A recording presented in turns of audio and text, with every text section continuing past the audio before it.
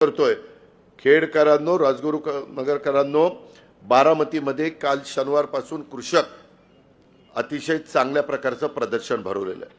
तुम्ही जात शनिवारपर्यंत आहे, रोज लाखो लोक येत आहेत। ज्या महिला शेतीवाडी करतात तुम्ही पण जावा, तिथं पोल्ट्रीच्या संदर्भात कुठले काय केलं पाहिजे, डेअरीच्या संदर्भात काय केलं पाहिजे, भाजीपाला कसा केला पाहिजे, फळं कशी हे केली पाहिजे, क्वालिटीची फळं कशी आणली पाहिजे, कमी पाण्यात कसं केलं पाहिजे, एआयचा वापर करून। म्हणजे इथला जर एखादा बहादर शेतकरी समजा कैलास ह्याचा टनेज जर 60 टन निघत असेल तर आम्ही एआयचा वापर करून त्याचं टनेज 100 टनाच्या पुढे काढू शकतो। ती टेक्नॉलॉजी आहे। मी माझ्याही शेतामध्ये आज 63 एकर ऊसाची लागवड तशी केलेली आहे, 7 एकर केळीची लागवड तशी केलेली आहे। पाण्याची 40 ते 50% बचत होते, खताची 40 ते 50% बचत होते। ते केल्याशिवाय तुम्हाला माझ्या प्रपंचाला हातभार लावता येणार नाही आणि हे शक्य आहे। हे बाहेर कुठं बघण्याच्या पेक्षा इथं बारामतीमध्ये बघायला मिळतंय।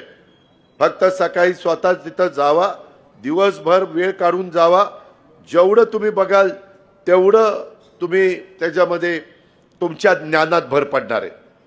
आणि म्हणून माझी तुम्हाला विनंती आहे की अवश्य ते बघा। मी पण त्या दिवशी उद्घाटनाला कुलगुरूंना नेलं होतं कारण आचारसंहिता होती, पण